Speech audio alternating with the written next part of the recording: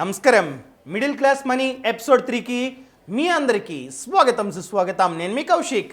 Already episode 1 episode 2లో భాగంగా మన టేక్ హోమ్ శాలరీ అనేది 17,000 ఉన్నట్లయితే దానిని ఎలా మేనేజ్ చేయాలి, ఇన్ కేస్ మన టేక్ హోమ్ శాలరీ అనేది 25,000 ఉన్నట్లయితే దానిని ఎలా మేనేజ్ చేయాలో ఆల్రెడీ క్లియర్గా 2 ఎపిసోడ్స్ చేశా.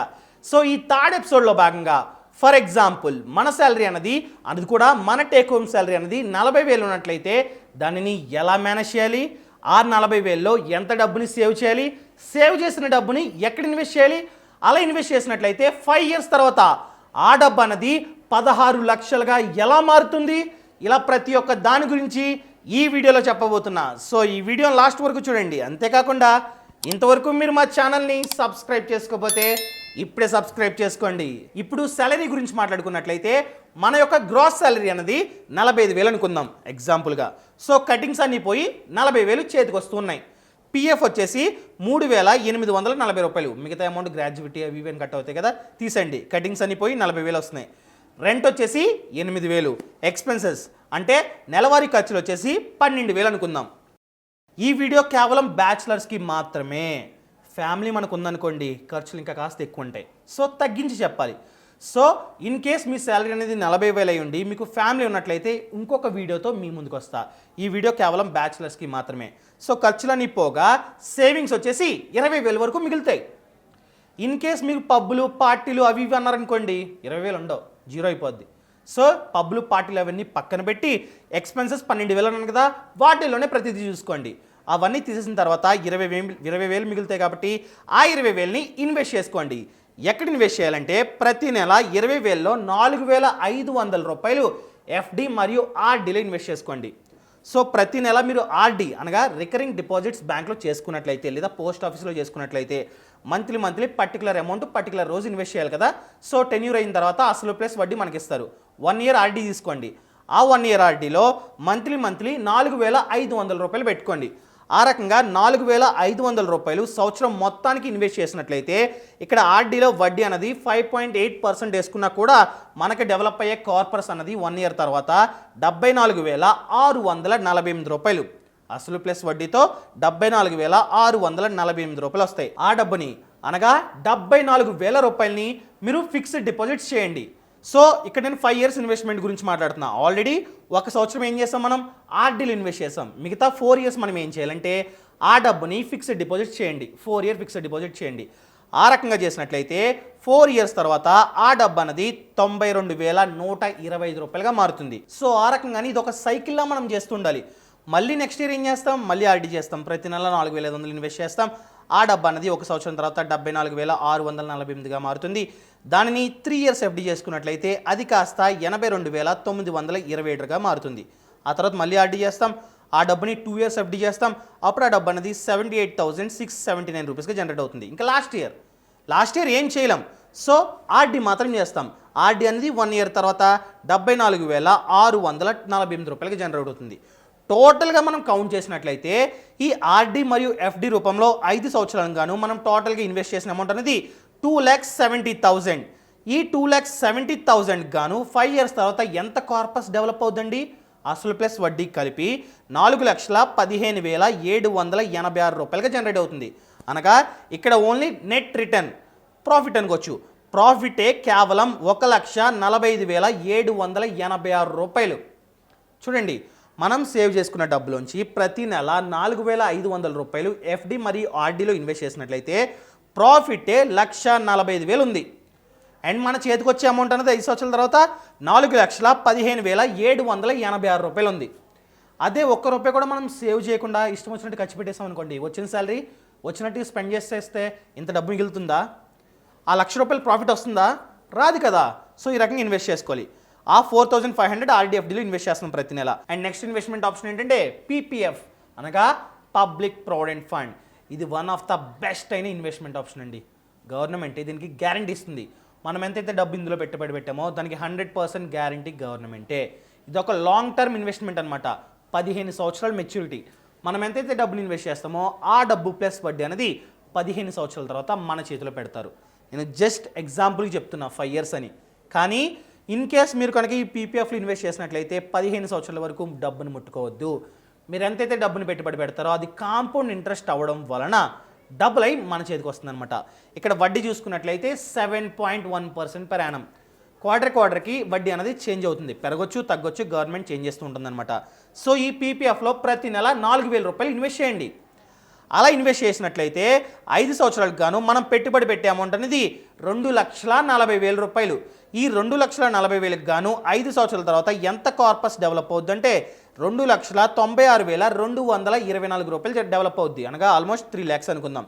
సో ఇక్కడ ఓన్లీ నెట్ రిటర్న్ అనగా ప్రాఫిట్ చూసుకున్నట్లయితే 56,224 రూపాయలు. సో ఇలాంటి ఇన్వెస్ట్మెంట్ ఆప్షన్స్లో ఇన్వెస్ట్ చేయడం చాలా చాలా ముఖ్యం. లాంగ్ టర్మ్ కాబట్టి 5 సంవత్సరాలకో 6 సంవత్సరాలకో విత్డ్రా చేయొద్దు. ఇన్ కేస్ 5 సంవత్సరాల తర్వాత కావాలనుకుంటే 50% ఆఫ్ ది అమౌంట్ని మనం విత్డ్రా చేసుకోవచ్చు, కానీ విత్డ్రా చేయొద్దు. అండ్ నెక్స్ట్ ఆప్షన్ ఏంటంటే mutual funds. Mutual funds are subjected to market risk. So కాస్త రిస్క్ ఉంటుంది, కావున మనం ప్రాపర్గా అనలైజ్ చేసిన తర్వాతే మంచి ఫండ్స్ని సెలెక్ట్ చేసుకున్న తర్వాతే ఇన్వెస్ట్ చేయడం చాలా చాలా ముఖ్యం. డబ్బంతా తీసుకెళ్ళి ఒకే ఫండ్లో పెట్టొద్దండి. సో ఇక్కడ మనం ప్రతి నెల 8,000 రూపాయలు ఇన్వెస్ట్ చేయడం చాలా మంచిది. ఎందుకంటే మ్యూచువల్ ఫండ్స్ అనేవి ఈ మధ్యకాలంలో మంచి రిటర్న్స్ ఇస్తూ ఉన్నాయి, అది కూడా మంచి ఫండ్స్ మాత్రమే ఇస్తున్నాయి. సో మీరు 8,000 వరకు ఇన్వెస్ట్ చేయండి, అది కూడా డైవర్సిఫై చేసుకోండి. 3,000 ఏమో లార్జ్ క్యాప్ ఫండ్స్లో, 3,000 ఏమో మల్టీ క్యాప్ ఫండ్స్లో, అండ్ 2,000 ఏమో మిడ్ క్యాప్ ఫండ్స్లో. ఈ రకంగా డైవర్సిఫై చేసుకొని ఇన్వెస్ట్ చేయండి. నెలకి 8,000 పెట్టుకోండి. కావాలంటే ఎస్ఐబి పెట్టుకోండి, సిస్టమాటిక్ ఇన్వెస్ట్మెంట్ ప్లాన్. ఈ రకంగా ఎస్ఐబి పెట్టుకున్నట్లయితే మన డబ్బు అనేది ఆటోమేటిక్గా ఇన్వెస్ట్ అయిపోతూ ఉంటుంది. ఇక్కడ రిటర్న్ చూసుకున్నట్లయితే 12% చెప్తున్నా, తక్కువ ఉండొచ్చు ఎక్కువ ఉండొచ్చు, డిపెండ్స్ అపాన్ ఫండ్స్. కొన్ని ఫండ్స్ ఎక్కువ ఇస్తున్నాయి. సో యావరేజ్గా చూసుకుని 12% వేసుకున్నా కూడా మనం 5 సంవత్సరాలకి ఎంత డబ్బు ఇన్వెస్ట్ చేస్తామంటే 4,80,000 ఇన్వెస్ట్ చేస్తాం. ఈ 4,80,000కి గాను 5 సంవత్సరాలకి ఎంత కార్పస్ డెవలప్ అవుద్దంటే 6,59,890 రూపాయలు, అనగా ఓన్లీ నెట్ రిటర్నే 1,79,890 రూపాయలు. సో మ్యూచువల్ ఫండ్స్లో ప్రతి నెల ఎస్ఐపి పెట్టుకుని ఇన్వెస్ట్ చేసినట్లయితే 1,79,890 రూపాయలు 5 సంవత్సరాలు గాను ప్రాఫిట్ వస్తుందన్నమాట. Depends upon funds and return. And next one stocks. స్టాక్స్లో ప్రతి ఒక్కరు ఇన్వెస్ట్ చేయండి అని నేను చెప్పను.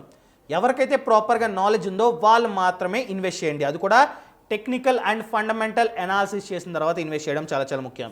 ఇన్ కేస్ మీకు స్టాక్ మార్కెట్ గురించి నాలెడ్జ్ లేదనుకోండి, గోల్డ్ ఇన్వెస్ట్ చేయండి, బంగారం చాలా మంచి ఆప్షన్, ఇన్వెస్ట్ చేసుకోండి. సో ప్రతి నెల 3,000 చొప్పున ఇన్వెస్ట్ చేసుకోండి. కావాలంటే పేటిఎం మనీ, గ్రో, ఈ రకంగా వాటిలో కూడా ఈపీఎఫ్లో కానీ బాండ్స్లో కానీ ఇన్వెస్ట్ చేసుకోవచ్చు, లేదా యాప్స్ ఉన్నాయి కదా వాటిలో కూడా డైరెక్ట్గా ఇన్వెస్ట్ చేసుకోవచ్చు. ఆ 3,000కి ఎన్ని గ్రామ్స్ అయితే గోల్డ్ వస్తుందో అన్ని గ్రామ్స్ అనేవి మన అకౌంట్లో యాడ్ అవుతాయి. మీకు నచ్చినప్పుడు అమ్ముకోవచ్చు, కానీ అమ్ముకోవద్దు, లాంగ్ టర్మ్ ఇన్వెస్ట్మెంట్. సో ఈ రకంగా ఫర్ ఎగ్జాంపుల్ స్టాక్స్లో చేశారనుకుందాం. ఈ రకంగా మంచి స్టాక్స్లో ఇన్వెస్ట్ చేసినట్లయితే రిటర్న్ అనేది 12% వేసుకున్నా కూడా, సో ప్రతి నెల 3,000 ఇన్వెస్ట్ చేస్తున్నాం కాబట్టి టోటల్ ఇన్వెస్ట్మెంట్ అనేది 5 సంవత్సరాలకి 1,80,000 ఇన్వెస్ట్ చేస్తాం. ఈ 1,80,000కి గాను మనకు వచ్చే కార్పస్ అనేది 2,47,459 రూపాయలు, అనగా ఓన్లీ నెట్ రిటర్న్, ఓన్లీ ప్రాఫిటే 67,459 రూపాయలుగా వస్తుందన్నమాట. సో ఈ రకంగా మనకి మంచి లాభాలు వచ్చే ఛాన్స్ ఉంది. సో ఒక నెలలో వీటన్నిటిలో ఇన్వెస్ట్ చేసిన తర్వాత 500 మిగులుతాయి, నెలకి 500 మిగులుతాయి. ఆ 500 రూపాయలతో ఒక హెల్త్ ఇన్సూరెన్స్ పాలసీ తీసుకోండి. 500కి హెల్త్ ఇన్సూరెన్స్ పాలసీ వస్తుందని నేను చెప్పను, కానీ మనం కట్టాల్సిన ప్రీమియం అన్నది సంవత్సరానికి 6,000 ఆ రకంగా ఉంటుంది. ఇన్ కేస్ కవరేజ్ అనేది 3 లక్షలు అనుకోండి, 6,000 ఉంటుంది. అలా చూసుకున్నట్లయితే నెలకు 500 కదా, నెలకు 500 దాచుకొని ఆ డబ్బుతో సంవత్సరం ప్రీమియం 6,000 కట్టినట్లయితే హెల్త్ ఇన్సూరెన్స్ పాలసీ మనకు ఉంటుంది. ఇది తీసుకోవడం వలన ఫ్యూచర్లో ఏదైనా యాక్సిడెంట్ అయ్యి డిసీజ్ వచ్చి హాస్పిటల్ అడ్మిట్ అయినట్లయితే మన ఇన్వెస్ట్మెంట్స్లోంచి డబ్బు తీసి కట్టాల్సిన అవసరం ఉండదు. ఆటోమేటిక్గా హెల్త్ ఇన్సూరెన్స్ కంపెనీ వాళ్ళే ఆ డబ్బుని హాస్పిటల్ వాళ్ళకి పే చేస్తారు. సో హెల్త్ ఇన్సూరెన్స్ పాలసీ ఉండడం కూడా one of the best option అని నేను చెప్తా. సో ఈ రకంగా మనం 5 సంవత్సరాల పాటు ఈ రకంగా పెట్టుబడి పెట్టినట్లయితే మనం టోటల్గా ఇన్వెస్ట్ చేసే అమౌంట్ అనేది 12 లక్షల రూపాయలు. మనం ఇన్ కేసు ఖర్చు పెట్టేసాం అనుకోండి, 12 లక్షలు ఉంటాయా? ఉండవు. సో ఈ రకంగా 12 లక్షలు ఇన్వెస్ట్ చేస్తాం. 30,000 హెల్త్ ఇన్సూరెన్స్ పాలసీకి తీసేసినా కూడా మనం టోటల్గా ఇన్వెస్ట్ చేసేది 11,70,000 అనుకుందాం. ఈ 11,70,000 గాను కార్పస్ అనేది ఎంత డెవలప్ అవుతుందంటే 5 సంవత్సరాల్లో 16,19,361 రూపాయలు. చూడండి, సేవ్ చేసుకోవడం వలన, ఆ సేవ్ చేసుకున్న డబ్బుని ఇన్వెస్ట్ చేసుకోవడం వలన 5 సంవత్సరాల్లో మనం 16 లక్షల రూపాయలని జనరేట్ చేస్తాం. ఈ 16 లక్షల రూపాయల్లో కేవలం ప్రాఫిట్ లేదా నెట్ రిటర్న్ చూసుకున్నట్లయితే 4,49,000 4,49,361 రూపాయలు. కేవలం ఇన్వెస్ట్ చేయడం వలన మనం ఏం కష్టపడకుండా మన డబ్బు అన్నది 5 లక్షల వరకు జనరేట్ అయింది. 4,49,000 చూడండి. అదే పబ్బులకి పార్టీలకి ఖర్చు పెట్టినట్లయితే ఇంత ప్రాఫిట్ వస్తుందా? ఇన్ని 16 లక్షలు మన చేతికి వస్తాయా? ఇన్ కేస్ మనకి చాలా డ్రీమ్స్ ఉంటాయి, ఒక కార్ కొనుక్కోవాలి, ఒక ఇల్లు కొనుక్కోవాలి, ఈ రకంగా డ్రీమ్స్ ఉంటాయి. ఇన్ కేస్ మనం ఈ రకంగా మనకు వచ్చిన శాలరీలో ఖర్చు పెట్టకుండా ఇన్వెస్ట్ చేసుకున్నట్లయితే 16 లక్షలు మన చేతికి వస్తాయి కదా 5 సంవత్సరాల తర్వాత. కారు కొనుక్కోవాలంటే ఎంతసేపు అండి? ఒక 5 లక్షలు 6 లక్షలు పని చేస్తే చిన్న కారు కొనుక్కోవచ్చు. ఎన్ని ఖర్చులు పోతాయి. సో ఈ రకంగా ప్రతి ఒక్కరు ఇన్వెస్ట్ చేసుకోవడం అనేది చాలా చాలా ముఖ్యం. ప్రాపర్గా ప్లాన్ చేసుకోండి. ఇప్పుడు నేను చెప్పిన ఇన్వెస్ట్మెంట్ ఆప్షన్స్లో ఎఫ్డిఆర్డి 100% సేఫ్, డబ్బు పోదు. పీపీఎఫ్ 100% సేఫ్, గవర్నమెంట్ గ్యారంటీ ఇస్తుంది, ప్లస్ వడ్డీ కూడా ఖచ్చితంగా జనరేట్ అవుతుంది. ఇంకా మ్యూచువల్ ఫండ్స్, స్టాక్ ఇవి చూసుకున్నట్లయితే కాస్త రిస్కీ. ప్రాపర్గా నాలెడ్జ్ తెచ్చుకొని ఇన్వెస్ట్ చేసినట్లయితే ధనవంతులు కావచ్చండి. నేను కేవలం 12% వేసుకున్నా. మీరు మంచి మంచి స్టాక్స్ ఇన్వెస్ట్ చేస్తే ధనవంతులు అవ్వచ్చు. చాలామంది ఉన్నారు, వారన్ బఫెట్ అని, రాకేష్ జుంజున్వాలా అని, వీళ్ళందరూ ప్రాపర్గా టెక్నికల్ అండ్ ఫండమెంటల్ అనాలిసిస్ చేసి స్టాక్ మార్కెట్ ఇన్వెస్ట్ చేసి ఆ రేంజ్లో ఉన్నారు. మీరు ఆ రేంజ్లో ఉంటారు, లేదా లాసెస్ వస్తాయి నేను చెప్పను, కానీ మంచి స్టాక్స్లో ఇన్వెస్ట్ చేసుకుంటే యావరేజ్గా 12% కూడా రిటర్న్ వచ్చే ఛాన్స్ ఉందండి. ఈ రకంగా ఇన్వెస్ట్ చేసుకున్నట్లయితే మంచి రిటర్న్స్ వస్తాయి. చెప్పేది ఏంటంటే స్టాక్స్లో కూడా లార్జ్ క్యాప్ స్టాక్స్లో ఇన్వెస్ట్ చేయడానికి ట్రై చేయండి, మంచి కంపెనీస్. సో లార్జ్ క్యాప్ స్టాక్స్లో ఇన్వెస్ట్ చేసినట్లయితే మంచి రిటర్న్స్ వస్తాయి. సో ఈ రకంగా మన డబ్బుని పెట్టుబడి పెట్టుకున్నట్లయితే మంచి రిటర్న్స్ వచ్చే ఛాన్స్ ఉంది. ఇన్ కేస్ మీకు చాలా డబ్బు వస్తుందంటే రియల్ ఎస్టేట్లో కూడా ఇన్వెస్ట్ చేయండి. మనం నెల రియల్ ఎస్టేట్లో ఇన్వెస్ట్ చేసేంత డబ్బు ఇక్కడ రాకపోవచ్చు.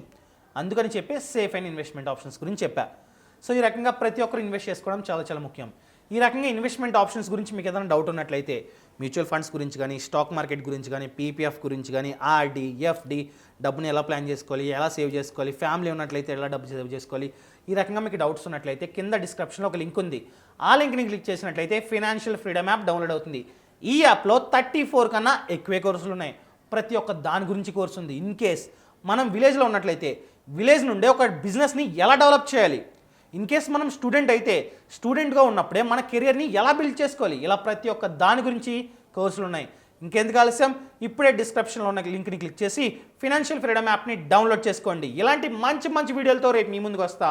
మరియు ఇన్ కేస్ మీరు ఫ్యామిలీ మ్యాన్ అయినట్లయితే, మీకు ఫ్యామిలీ ఉంది, మీకు 40,000 శాలరీ వస్తుంది, ఎలా ప్లాన్ చేసుకోవాలో ఇంకొక ఎపిసోడ్తో మీ ముందుకు వస్తా. మరియు ఇన్ కేస్ మీ శాలరీ ఎంత ఉందో కింద కామెంట్లో తెలపండి. ఎక్కువ ఏ శాలరీ అయితే ఎక్కువగా కామెంట్ చేస్తారో ఆ శాలరీతో రేపు ఇంకొక ఎపిసోడ్తో మీ ముందుకు వస్తా. అంతవరకు సెలవు. ఇట్లు మీ Kaushik. Thank you so much. Thanks for watching.